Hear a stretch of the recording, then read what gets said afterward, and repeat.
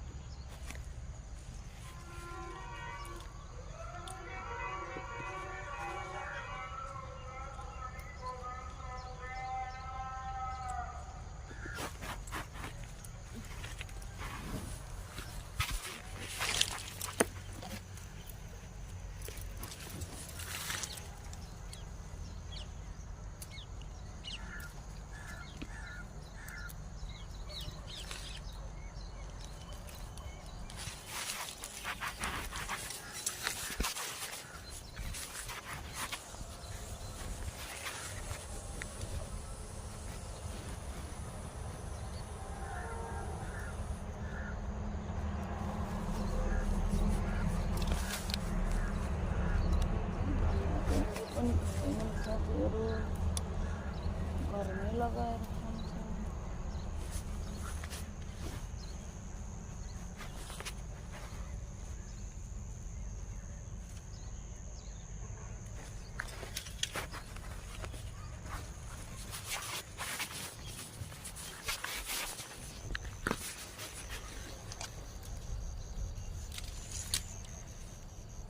साथीहरू हेर्नु त, धनियाँ यत्रो भइसकेको छ।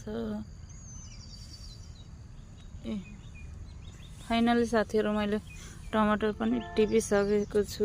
लगभग 1 किलो भन्दा बढी नै आइसकेको छ।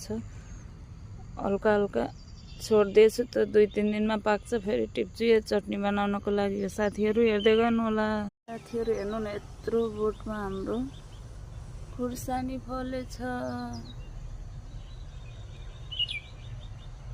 हेर्नु कस्तो क्या दामी भएछ कि खुर्सानी पनि किन्न नपर्ने भयो साथीहरू।